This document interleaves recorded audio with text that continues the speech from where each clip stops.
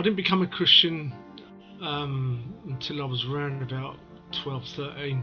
I was predominantly brought up in a non-Christian environment. In fact, the whole of our families, cousins and that, didn't know God at all. I kind of just took the Jack the Lad type of route and forgot to listen to God. So and that's how my journey from around about 12 up to around about the age of 20, 21. Well, I was completely opposite to Ian. I was brought up in a Christian family, so I was brought up going to church regularly. That was a normal thing for us. But I didn't actually become a Christian until I was about 15, and that was at school. Actually, I went to the school CU and became a Christian there. And I went to church for a while, and then, like Ian, I fell away, as you do, unfortunately, sometimes. In my head, I was in my 30s. I wanted to find my partner. I wanted to have children, but at the church, I didn't find anybody. And then I joined a gym, and again, I didn't find anybody there either. People at the church at the time had mentioned it, because I suppose they felt the fact that the journey my life was going wasn't the best, but it wasn't, it wasn't the worst, but I mean, it wasn't the best. But the church I ended up attending said, there's this Friends First, and there was various pamphlets and various dating websites as well, but Friends First kept coming up. There was a notice up somewhere that I read about it, and it just kept appearing, and that's how eventually I got to Friends First. I went to Greenbelt, and then I saw the Friends First stand, so I took a leaflet, I think, from there. But at the time I had my own house and it was quite expensive, so I thought, I just had it as a thought, and I've been praying about a partner and getting married, and then my church had it in the newsletter, had Friends First. I thought that's the second thing. I really felt God was drawing me to Friends First. So again, I still was struggling a bit financially at the time, and my mum said, I'll pay half for you. So I was like, oh, thanks, Mum. So I did. I joined Friends First. I was aware of them, but no, I hadn't had any prior. I wasn't on Friends Reunited, but it was a Friends Reunited, but the dating side. So I joined that for a short period of time, and I did meet. I had lots of text conversations with people on the computer, and then I did actually met two guys, but they weren't right at all.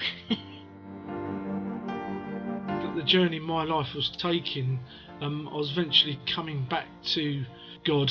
I wanted children, and I wanted, the little rose cottage, and the opening, walking through the garden and watching the children run up the path, and that was what I wanted. I just felt God was pulling me in that direction.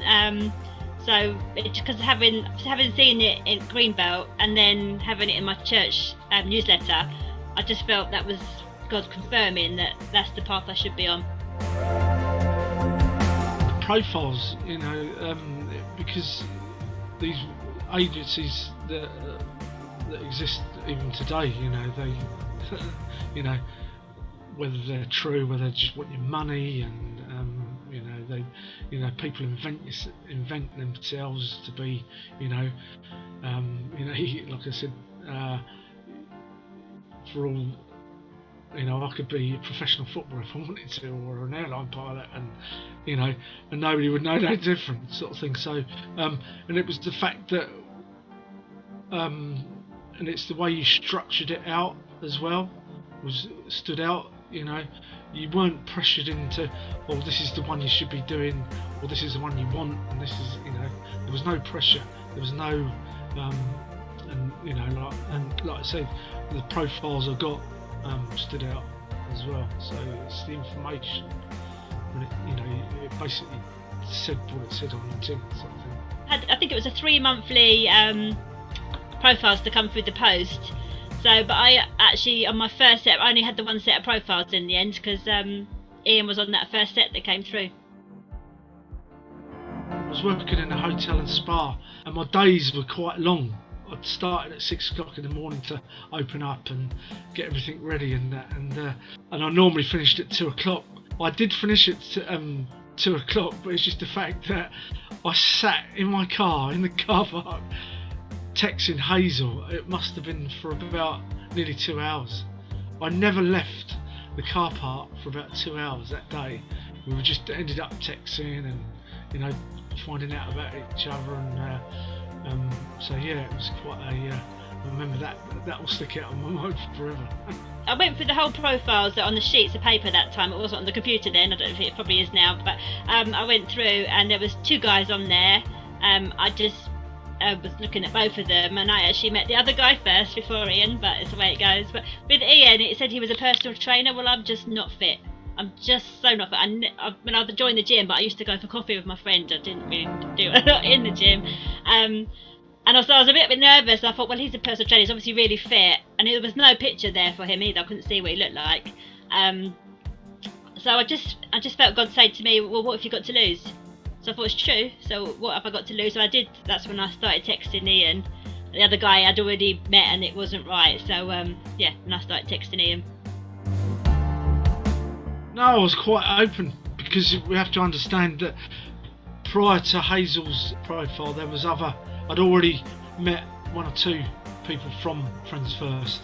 They didn't so much go well, but it was just it just wasn't what God wanted me to. Didn't want me to take them journeys, so they never, never really took off, sort of thing. So I didn't go down them routes. But yeah. I just wanted someone friendly, someone who's got a sense of humour, someone who, into families, because I spend a lot of time with my family.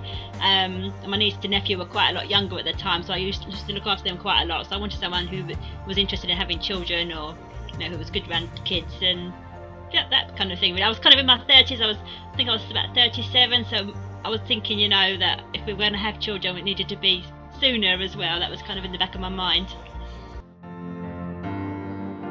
First day, I had probably the worst cold I've ever had, and it must have been horrendous for Hazel, because we were sitting, we'd gone to ask, wasn't it? Yeah, for a pizza.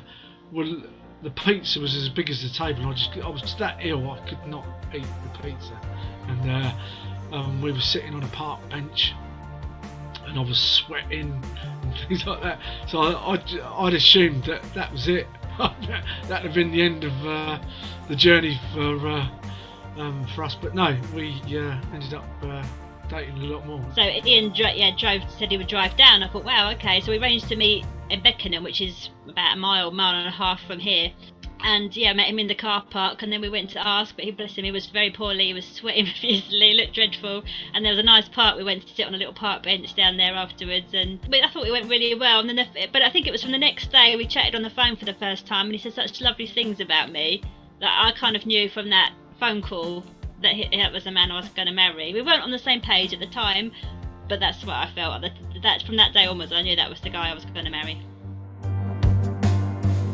Well, the first thing that stuck out from the time we met, and still to this present day, is Hazel's smile. I don't know, he was just a very interesting, happy guy, although he obviously was really poorly. It just seemed to work. We just managed to chat, and we actually chatted for hours and hours, because we went to the park, and then we went for a cup of tea. So we'd already been for lunch, for a nice dinner, and then we'd been to the park, and then we had a cup of tea. And we were together probably 6 hours on that first date. I don't know why, but we seem to spend a lot of time in Pizza Hut for our dates, because one of us always had to travel. So I drove up to Cambridge, or he drove down to round here, or we spent a lot of time at the services on the M11, because it was a halfway meeting point. Because with shifts, you can sometimes fit them in. If he was doing an early shift, we might meet afterwards, or if he was on a late, we might meet before. And I tended to do 12.5-hour shifts, so it just where we could meet, but quite often it was the services on the M11 at Bishop Stortford. We know that area very well. Hazel's birthday, come up to London, and hot day, and I don't, personal trainer, I don't do walking. So I said to Hazel, let's go for a walk. And it's like, something's not right there. What's going on? Are you ill? I got the engagement ring, and the boxes that the engagement ring comes in, they've got them sharp corners. Well, I had a pair of tight jeans on, and I had to take the jumper to hide the pocket of where the ring was going to be in, and she kind of like, well, it's a summer's day, what do you want to take a jumper for? We walked up to Crystal Palace. We walked around Crystal Palace, and I said, because it was quite packed, I was finding it difficult to find a place or a bench to sit down and propose. And it was quite challenging because you try and sit down when you've got a little box in your pocket or a pair of tight jeans. So I was sitting on the park bench with one of my legs stretched out, trying to make sure I don't stab myself in the thigh. No sooner did we sat down, people started appearing, and it was like, oh, what have I got to do? So we got up, walked away, and Hazel was probably at this point was struggling to thinking, what's he doing? He wants to go for a walk, could he keep us sitting down? Does he want to walk or sit? And eventually we found a park bench, and we sat there, chit-chatted for a bit, and then all of a sudden I just took out the ring finally with markings left on my thigh, and proposed to Hazel at Crystal Palace on a summer's day. My 41st birthday. Yeah, and the rest is history, as they say. Yeah, well, at my church, I mean, it's not like one of those lovely traditional old churches, it's just like a modern building. But his family all came down, so his family actually stayed in my house, and I went to my brother and sister-in-law's for the night with the other bridesmaids. So then we got married in Bromley at the church. We had a lovely service. It was, someone learnt a song. Well, there was a song that we particularly liked on a Christian CD. So this guy learnt it all and sang it all to us while we were doing the sign of the register. The service was lovely. It went really, really well. I love my dress, so that was good. The bridesmaids looked fantastic. Ian managed to headbutt his brother during the service because they both went to sit down at the same time, both looked the same way, and smacked their heads together. So that's one of those, and they caught it on camera. The guy taking the photos caught it, so it was quite funny. So the service was really lovely, and then everyone came back. We went to a hotel for the reception, and they just the room we'd booked. They just redone the whole thing, so we were one of the first marriages in there, and it was beautiful. It was so lovely. It was a lovely room. We had a room for 90 guests, and it was beautiful. So all the tables were labelled after all the Premiership rugby teams, Wasps, Saracens, and all that sort of stuff. Pray, definitely. Just keep praying, and if it feels right, do it, and then let God lead you to which profile. There's all these different, sometimes pictures, sometimes not pictures, and all the words, and you're like, if you're looking at, 15 different people at the same time, you're like, well, who do you choose? And then let God lead you, definitely. Because I only contacted 2 from there, and obviously Ian was the second one. But be consistent with it. Don't just pray and then let it kind of let your week carry on, or until the next one comes along. So just be consistent with what you pray, and and remember that God already knows what's in store for you. He's already rooted it for you, and as I've mentioned today, God is at the centre, and you've just got to branch off the way God wants you. Don't branch off the way you want to. Friends first is the way to go, because like I said, there's people out there for everybody, but use that weapon of prayer, use it on a regular basis, on a daily basis, and God won't let you down. Keep God in the picture, keep praying and praying, and He gives you the right date, and everything falls into place. And it's actually 9 months later we had our little son, and now we've got a lovely daughter as well. If the journey is not as smooth as you think it's going to be, if God's in it and that's His plan, He will encourage you to stick with it. And journeys are not always smooth.